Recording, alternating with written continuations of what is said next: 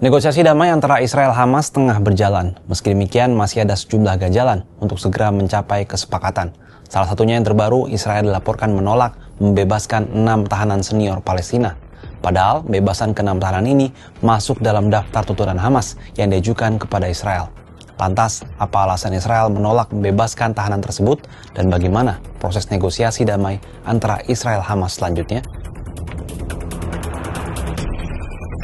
Salah satu sosok yang diduga tak ingin dilepaskan oleh Israel ialah Marwan Barghouti, tokoh politik Palestina yang ditahan oleh Israel sejak 2004. Ia menjalani hukuman seumur hidup karena memimpin Brigade Martil Al-Aqsa dan juga mengarahkan serangan selama Intifada kedua yang menewaskan 5 warga Israel.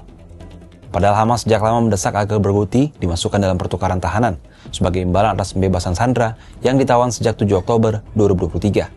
Hingga Jumat 10 Oktober 2025, daftar sekitar 250 tahanan Palestina yang dirilis situs resmi pemerintah Israel belum mencantumkan nama Barghouti.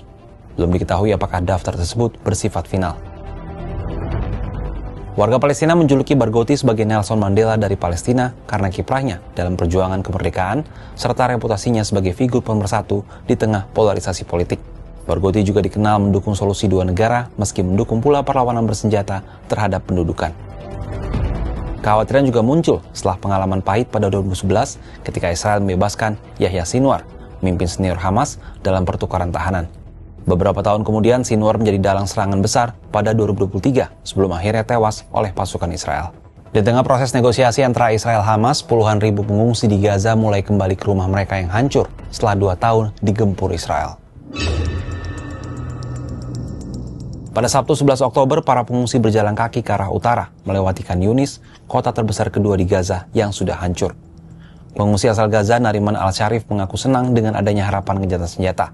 Namun akibat perang yang telah berlangsung selama 2 tahun terakhir, Nariman mengaku sudah tak memiliki apapun. بيتنا انهدم لا طلعنا لا بفرشة ولا بوسادة ولا بحاجة بنت استشهدت وجوز الصاوب وابن الصاوب وهالقيت احنا رايحين نشوف بس إن مكان ما عندناش ولا مأوى ولا مكان ولا فرش. Meski sudah tercapai gencatan senjata dan tentara Israel mundur, Hamas, Jihad Islam dan Front Populer untuk Pembebasan Palestina mengingatkan agar rakyat Palestina tetap waspada, sebab proses negosiasi dan mekanisme pelaksanaan perjanjian masih berlangsung.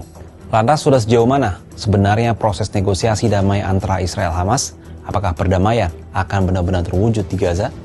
Sejak Senin 6 Oktober, perundingan soal cara penerapan gencatan senjata di Gaza telah dimulai. Sumber yang mengikuti perundingan itu menyebut perundingan masih seputar penarikan pasukan Israel dari Gaza. Tanpa penarikan sulit membebaskan tawanan yang terpencar di berbagai lokasi di Gaza.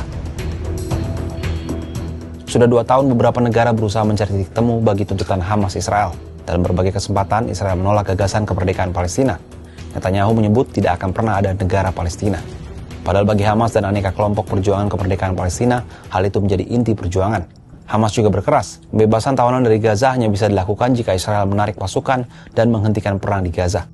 Israel tak mau menarik pasukan atau menghentikan serangan ke Gaza sampai seluruh Hamas hancur.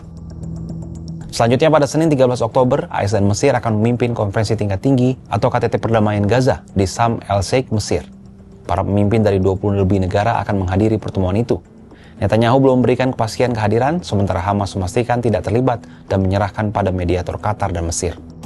Meski ada secercah harapan dari gencatan senjata, dinamika negosiasi menunjukkan jalan menuju perdamaian masih panjang. Keengganan Israel membebaskan tokoh penting Palestina menandakan masih alotnya proses negosiasi. Kalau menurut sahabat Kompas, apa nih tanggapannya terkait proses negosiasi yang saat ini tengah berlangsung?